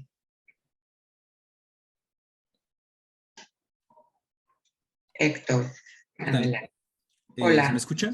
Sí, sí. Ok, vale. Bueno, quisiera hacer como unas propuestas, ¿no? De conceptos que recorren un poco las participaciones que ha habido esta tarde. Empezando porque me gustaría proponer que esta palabra que decía Julio, ¿no? Las potencialidades, bueno, proponer y preguntar, ¿no? También, si se pudiera considerar en lugar de potencializar, ¿no? O potenciar, una cuestión de blasfemar contra natura, ¿no? Renegar de la naturaleza de lo humano. Lo propongo porque, por ejemplo, ¿no? En la completa historia de tu vida, ¿no? Ahí está la posibilidad de enseñar todo. Ya no voy a fallar al decir, es que esta persona me vio así. No, ya voy a mostrar cómo me vio claramente, ¿no? En teoría. Pienso, por ejemplo, en un San Junípero, en el que la potencialización o la blasfemia de la natura, ¿no? Contra natura, es vamos a renegar la muerte. Aún muertos, podemos seguir viéndonos, podemos seguir estando juntos, podemos burlar esa muerte, ¿no? En un Striking Vipers, por ejemplo, al yo asumir el papel de la mujer, yo puedo gozar como ella en un acto sexual, por ejemplo, ¿no? Me puedo permitir eso. Entonces, ¿qué tanto pudiera ser esta potencialidad, esto, ¿no? Un renegar de la naturaleza de humano en falta. Y esto lo relaciono con la pregunta que hacía Sabdi, ¿no? Que era esta cuestión de que por qué nos deja un mal sabor de boca la serie. No sé, creo que justo tendríamos que ir aquí caso por caso, ¿no? Porque a mí en lo personal la serie me deja siempre un buen sabor de boca, siempre, siempre, aunque sea el capítulo más oscuro, ¿no? Eh, pero me parece que, no sé, también propongo que este mal sabor de boca que pudiera dejar en algunas ocasiones, pudiera ser porque al final esta serie, este espejo negro, ¿no? Nos refleja que a pesar de todo, la tecnología siempre va a ser faltosa, demasiado faltosa, ¿no? Nunca va a satisfacer la falta, o sea, nunca va a obturar la falta, nunca va a solucionar las cosas, ¿no? Pienso, por ejemplo, justo en San Junípero, donde, que al parecer es de los episodios más lindos que hay, ¿no? Porque todo termina como en paz, con mucho amor, pero a pesar de eso se sabían muertas, ¿no? A pesar de eso se sabían que en el mundo real una de las protagonistas estaba, me parece que en coma, ¿no? O sea, no se puede negar eso. Estoy en coma, me estoy muriendo, pero aquí estoy viva, ¿no? Estoy plena. En la historia, ¿no? En la completa historia de tu vida, a pesar de que yo puedo mostrar todo, eso me puede volver loco, me puede volver celoso, obsesivo, ¿no? Me puede transformar completamente, me puede sacar de mis casillas. Eh, Hay un episodio por ahí que no recuerdo bien cuál es el nombre, me parece que se llama Odio Nacional, donde están estas abejas como pequeños drones que decían, ¿no? Se diseñaron para polinizar, para que vaya, con un fin positivo, ¿no? Para la naturaleza. Y al final se pueden hackear estas abejas y funcionar para asesinar a las personas que por Twitter, ¿no? O por una red social se diga, hashtag que se muera tal persona. O sea, a pesar de que esta tecnología es súper prometedora, acaba siendo algo que falla, ¿no? Que puede fallar. Pienso, por ejemplo, también en Arcángel, una, un programa, me parece que es, ¿no? Que puede censurar específicamente cosas que puedan ser desagradables y cómo al final eso también convierte o transforma a la niña, ¿no? La vuelve hipersensible, la vuelve agresiva también, la trastorna a la locura, ¿no? Y ya nada más para cerrar, por ejemplo, también pienso en Museo Negro, ¿no? Que es este doctor, me parece, que inventa esto que le permite sentir lo que el paciente le dice, ¿no? O sea, porque no, es que no confío en lo que me dices, entonces yo con esto voy a sentir lo que tú sientes para darte un diagnóstico acertado. Y cómo al final eso mismo lo vuelve, digamos, ¿no? Un adicto a ese mismo sufrimiento, a ese mismo dolor, y siempre busca más al nivel de la amputación en vivo, ¿no? Y cómo, a pesar de que la tecnología sigue siendo benéfica y lo seguirá siendo, puede llegar a ser eso, ¿no? Algo en falta también. y que nos demuestra que no somos más que eso también, pura falta, y que a pesar de que parezca lo mejor, probablemente no se resuelve nada, ¿no? Gracias. Yo quiero agregar algo porque estoy de acuerdo en que no deja, coincido con eso, que no deja un mal sabor de boca, ¿no? Porque lo que siempre aparece justamente ahí es la falla, la falta, el fracaso, de cierto modo. Creo que hay un componente que me parece esencial allí, siempre, sin el cual no entenderíamos la vida humana, no podríamos soportar la vida humana, que es el humor. Humor negro, porque es el humor por excelencia, ¿no? Pero de eso se trata, justamente, ¿no? Y creo que tenemos que reivindicar siempre, ¿verdad? El humor, ¿no? Que es lo que nos hace verdaderamente humanos, ¿no? En este sentido, porque las utopías en general y quienes pretenden concretarlas, los autócratas, por ejemplo, los dictadores, carecen de sentido del humor, ¿no? Pretenden hacernos creer que el mundo que nos presenta, el que gobiernas, es perfecto, ¿no? Que todo es maravilloso, ¿no? Y no hay lugar para el humor, porque el humor justamente depende de que algo falle, ¿no? A mí en general me hace experimentar mucho humor esta serie. Me parece de un humor muy fino, muy sutil, y creo que es un punto muy importante. Sí, gracias, Daniel. Bueno, pues hay versiones, ¿no? De sensaciones distintas, ¿no? Juicios diferentes, ¿no? Donde unos ven este humor fino, negro que queda ahí y otros ven la imposibilidad, ¿no? De la emancipación, ¿no? El fracaso ahí puesto.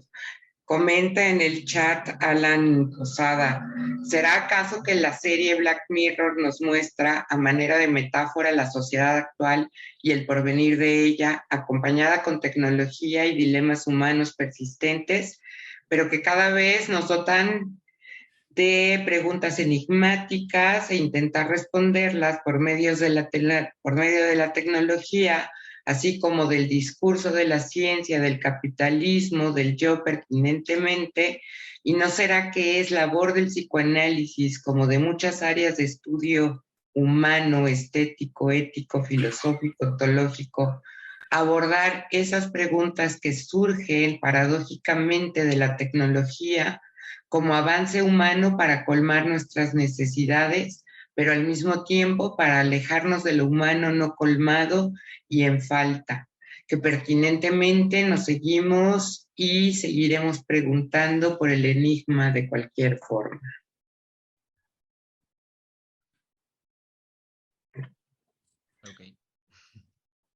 Ok, es un comentario. Sí, de acuerdo con él. Sí. Teresa Barajas, lo estaba leyendo, Teresa, ojalá que estés aquí porque de pronto no entiendo bien. Pone entre comillas, no tienes tiempo de llamar a tu abuela, una inteligencia artificial sintetiza tu voz, ideas y lo que sabes de ella. La llama cada semana, te da un resumen corto de un texto. Su mensaje de ayer dice que te extraña. La culpa te hace visitarla ese fin de semana. Tu abuela lleva años, varios años muerta. Con los grandes avances de la inteligencia artificial vienen temas muy interesantes y situaciones nuevas a las que nos enfrentamos. Estamos muy cerca de lo que se vio en Black Mirror. No sé si es un ejemplo de la inteligencia artificial, un capítulo que yo no vi,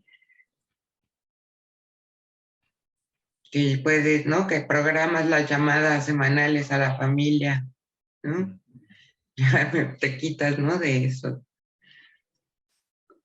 Sí, la tecnología hace las cosas por uno, ¿no? Hasta los ligues, ¿verdad? Hoy de eso se ocupa la tecnología, ¿verdad? metiéndose en alguna aplicación como Tinder, etc.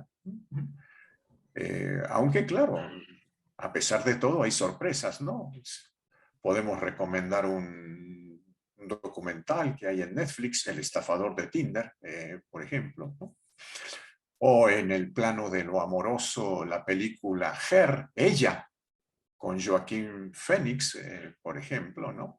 Que aborda la relación de un hombre con un sistema operativo, allí donde parece que se va a lograr la relación perfecta, ¿verdad? Sin todos los embrollos que tenemos siempre cuando nos relacionamos con otro humano, sea heterosexual, homosexual o lo que les guste, ¿verdad? Pero de todos modos no exenta nunca de todo tipo de problemas y conflictos. Pero bueno, esa es la sal de la vida también, ¿no? ¿Quién quiere una cosa tan maravillosa y perfecta que al final ni siquiera habría de qué hablar, ¿no? Sharon Cruz Ponce dice, además estaría de lujo, propone, ¿no? Un análisis del capítulo Caída en Picada, que es la de los likes, ¿no? Donde todos tienen que sonreír, ¿no? Claro, sí, para sí. ganar puntos, ¿no? No, que además ya se está viviendo en algunos lugares. En China, por ejemplo, se dan puntajes a las personas y todo ese tipo de cosas, ¿no? Ya es algo... Eso que ya está aquí, ¿verdad? Que ya no. Y bueno, aquí también en algunos casos, ¿verdad? Cuando uno utiliza un Uber, luego tiene que calificar al conductor y el conductor califica también al pasajero y lo mismo que a los que les llevan las pizzas a la casa o el servicio de Amazon y los bancos, etcétera, ¿no? Sí. Daniela Esperanza dice, y una muestra de los vacíos de la especie humana a nivel social en el que la tecnología cumple un papel importante. Es decir, cómo la tecnología, supongo que por ahí va ¿no? El comentario de Daniela, ¿no? Genera más vacío, ¿no? En lugar de colmar, ¿no? Ciertas... No sé, Julio, ¿tú qué opinas allí? Bueno, un poco para integrar algunas cosas de los comentarios que ahorita estaban junto con lo de Héctor y que estaban comentando con Alan, tratar de integrar un comentario al respecto, pues yo no vería contra natura la tecnología ni los avances tecnológicos. Evidentemente depende de la postura filosófica que uno asuma, ¿no? Y esa me parece es una postura que su última o una de sus últimas manifestaciones fue el marxismo. Pero yo más bien invitaría a pensarlo desde un enfoque más emergente, en donde el artefacto tecnológico y lo humano emergen simultáneamente. Y en ese sentido no es contra natura, sino es pro natura, ¿no? Claro, el ser humano tiene esta capacidad de autorreflexionarse, autorreflejarse y hacer estas introspecciones pensando y proyectando lo que es él mismo, ¿no? Y ahí es donde nos puede parecer contra natura, pero lo cierto es que sin ropa nos come el clima. Lo cierto es que sin casas fallecemos rápido. Lo cierto es que sin escritura tampoco hay una memoria colectiva. Una memoria colectiva que nos permite hablar, por ejemplo, de la tragedia de la tecnología, que empieza con esta metafísica de las alas de Ícaro, ¿no? Y entonces, si no es a través de estas tecnologías, entonces lo humano no puede existir como humano en su propia proyección histórica y en su condición social presente. Entonces, más que verlo, para comentarlo también en términos de lo que estaba platicándonos Alan, sí, las diferentes disciplinas y campos de conocimiento pues tratan de reflexionar, entre otras cosas, cómo es que interactuamos y siempre parece haber continuidades en las reflexiones. Cuando pensamos en la tecnología y en el artefacto, es inevitable pensar en la finitud, ¿no? Pensar en nuestras incapacidades, pensar en temas que han sido recurrentes a lo largo de pues, nuestras tradiciones de pensamiento, pero eso inevitablemente va a seguir siendo un tema o temas o un campo de temas que van a estar en la discusión porque, bueno, es esta capacidad que tenemos de autorreferirnos, ¿no? Que propiamente, y nada más nota al pie de página, desde mi punto de vista, esa es precisamente una de las consecuencias que nos permitiría distinguirnos de los animales. Ojo, los animales tienen artefactos y tienen tecnología, desde una noción de artefacto y de tecnología. Si no, pregúntenle a todo buen castor cómo puede construir un dique con una determinada resistencia, etcétera. Entonces, por no hablar de todos los que utilizan también artefactos para cazar y demás, ¿no? Entonces, bueno, pero lo que sí me parece interesante es que nosotros podemos generar una autorreflexión y materializarla semióticamente, esa autorreflexión. Por ejemplo, en una selfie. Por ejemplo, en una plataforma como Instagram. Ahora tenemos una imagen de nosotros mismos y ahí viene un poco lo que comentábamos en términos del capítulo de caída en picada, ¿no? Estos sistemas que condicionan nuestra propia autorrepresentación frente al otro, ¿no? Y lo que ocurre con los likes en Facebook, en Instagram, etcétera, pues tiene que ver con esta dinámica de eh, determinarme en relación con un mirar otro, pero esta capacidad de determinarme en relación con un mirar otro, lo podemos manifestar textualmente. Y eso es, creo que tanto tecnológicamente como semióticamente, lo que sí nos distingue de los animales. Ellos no pueden proyectarse esta autorreflexión en un texto. No sabemos si la tienen. Lo que sí sabemos es que no la pueden proyectar en un texto. Y nosotros sí, en imágenes, discursos lingüísticos, vestimenta, gestualidades, etcétera, ¿no? En fin. Entonces yo creo que no sería tanto como un vacío, ¿no? De la especie humana, sino que la tecnología siempre está ahí, es inherente a la emergencia de lo humano. Y en ese sentido, no lo vería tanto como nos muestra los vacíos sino nos muestra precisamente lo que nos constituye. Claro, al ver lo que nos constituye no siempre es agradable lo que observamos, ¿no? Con este capítulo en especial de caída en picada, ¿no? De alguna manera podemos decir que no sé, se ontologiza la desigualdad, ¿no? Estamos hablando ya ahí de, ¿no? Un poco Pues sí. de la biopolítica, ¿no? Incluso. Luis Enrique tiene la mano levantada. Adelante, por favor.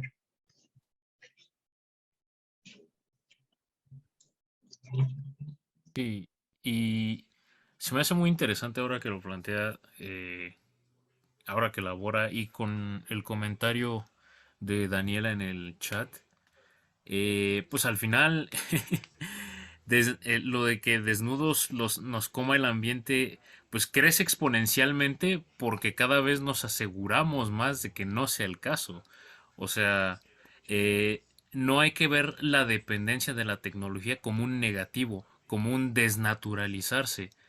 No somos neandertales, no somos homo habilis, no somos homo cualquier otro homínido, porque lo que nos distinguió fue eh, ese crear el mundo a partir de las tecnologías y de los artefactos y de cómo con ellos podíamos incidir en el mundo y en la propia existencia. Hace poquito vi que una de las primeras técnicas de caza que usaron los Homo sapiens fue que cavaban en laderas, quitaban tierra y quitaban tierra para hacer como un cañoncito que sea que fuera un callejón sin salida, donde entonces perseguían a las presas para acorralarlas ahí.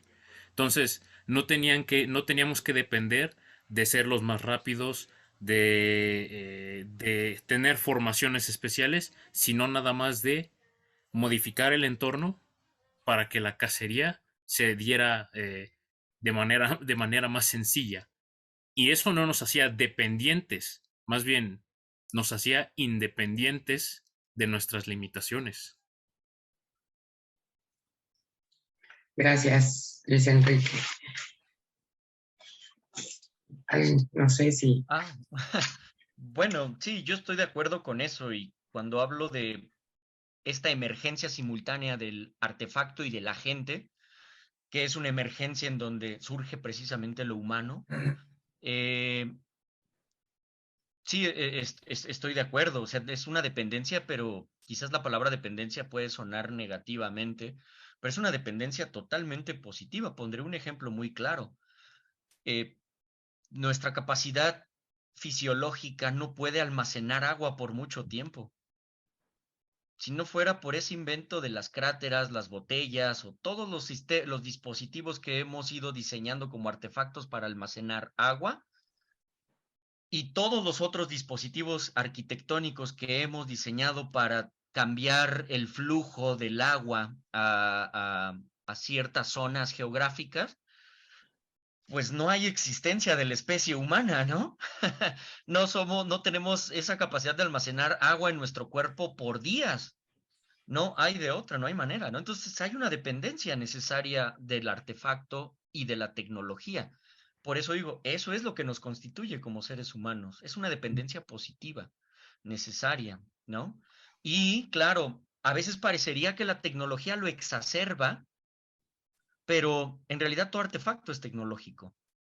Entonces la dependencia no se exacerba, sí o no. Insisto, no podemos clavar un clavo con la mano limpia. No hay de otra. Tenemos que modificar nuestro cuerpo para usar un martillo, aprender a usar un martillo, que implica ya construcción de todo un mapa cognitivo, aprender a usar un martillo, luego darse unos buenos trancazos, ¿no? De pronto porque falla. Y entonces ya podemos clavar cosas, ¿no? Entonces ese es el punto, ¿no? Es inherente a la emergencia misma de lo humano. Daniela está de acuerdo contigo. Dice, claro, dependencia se estigmatiza como un concepto malo, pero la realidad es que es un hecho tan solo en cuestiones médicas, por ejemplo, ¿no? Sí, claro, sí, totalmente.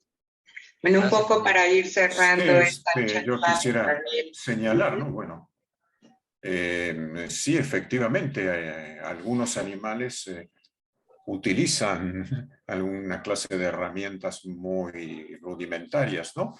Es decir, un chango puede con una rama bajar un plátano, ¿verdad?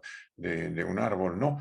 Lo que no hacen los animales es construir herramientas que construyan otras herramientas y así, ¿verdad? Que eso es más lo propiamente humano. Y hay que recordar con respecto a esto último, la desnudez que nos hace completamente vulnerables. En el malestar en la cultura, texto de 1930, Freud precisamente aborda esta cuestión cuando él dice que el hombre se ha convertido en lo que él llama un verdadero Dios prótesis, ¿no? Cuando tiene todos sus accesorios, se siente muy poderoso, amo del mundo, etc. Sin ellos se experimenta su gran vulnerabilidad. Sin embargo, él alerta ante ese peligro que implica la satisfacción narcisista de sentirse el amo de la naturaleza, del mundo, etcétera, por contar con ese conjunto de instrumentos y herramientas, y lo está diciendo en 1930, ¿no? Después de 90 años, bueno, cuántos avances ha habido y bueno, y en qué medida, ¿verdad? Esto se podría multiplicar, ¿verdad? Lo mismo que esa sensación de amos, ese orgullo narcisista, esa soberbia que puede llevar a consecuencias fatales, ¿no? Eso de sentir, aquí somos los meros chingones, ¿verdad? ¿verdad? Bueno, hay que tener mucho cuidado con esa exaltación narcisista. La pandemia nos tiene que enseñar también eso, ¿no? Cómo en ese afán de dominio algo se escapa de las manos, ¿verdad? Y provoca lo que esto ha provocado en los últimos 3 años, ¿verdad? Y que no se acaba todavía, ¿no? Entonces, bueno, Freud nos alerta, ¿verdad? Ante eso que los griegos llamaban la ubris o ibris, ¿verdad? Esa desmesura causada por el orgullo que puede llevarnos justamente a la perdición, ¿no? Habría que también reflexionar seriamente por esto cuando nosotros estamos observando. Y bueno, hay que decirlo así, ¿no? La inmensa mayoría de los gobiernos, ante el cambio climático, ante todos los riesgos que trae todo esto, se hacen verdaderamente pendejos. Y no hacen absolutamente nada, pero ¿hacia dónde estamos yendo también con todo esto, ¿no? Claro. Bueno, como una cuestión, un aspecto sobre el que hay que pensar, reflexionar, ¿no? Y ver qué replanteamientos son necesarios en cuanto a nuestra posición ante el mundo, sin negar el valor de la técnica, como ya lo he dicho antes, ¿verdad? Sin satanizarla, sin idealizarla, ¿no? Tratando de darle el lugar que le corresponde. Sí, Daniel, de alguna manera, ¿no? Preguntarse cómo lo digital lleva al límite la propia voluntad, ¿no? También una serie que de alguna manera cuestiona dónde está puesto el deseo, ¿no? ¿Qué pasa con estas simbolizaciones, estas metáforas, ¿no? Se pierden, ¿no? Se quedan en literalidades, ¿no? ¿Dónde queda el otro, no? Como que, pues sí, cada capítulo da para toda una charla. No sé si quieran comentar algo para cerrar, nos quedan 2 minutitos. ¿No? Bueno, pues nada, agradecer a los asistentes, agradecer al Círculo Psicoanalítico Mexicano por el espacio. Como dices, esta serie da para muchas reflexiones muy interesantes que se podrían observar desde diferentes lugares. Creo que uno de los temas con los que yo me quedaría es justamente eso, es una invitación a pensar desde un lugar distinto la tecnología y desde un lugar distinto la naturaleza. A veces cuando pensamos en esta dicotomía de la naturaleza como algo explotable, seguimos todavía en el trasfondo de la dicotomía cartesiana, pero en clave marxista o en clave dualista. Entonces, este tipo de series nos permiten pensar de manera distinta tanto la naturaleza de lo humano como la naturaleza que rodea a lo humano y dónde se ubica en toda esta urdimbre, dónde se ubica la tecnología y cuál es su función en esta constitución de lo propiamente humano. Entonces, bueno, pues nada, creo que fue una charla muy interesante, pues agradezco a los asistentes, a ti por supuesto por la labor de pertinente y muy interesante también tus comentarios como moderadora, pues muchas gracias, Tricia. Y bueno, pues nada, un saludo al colega Daniel Herbert, pues también muy interesante lo que se discutió acá. No, pues a nombre del Círculo Psicoanalítico Mexicano damos las gracias a Daniel y a Julio por esta charla, a nuestros invitados, escuchas por su participación y bueno, no pierdan, ¿no? La próxima.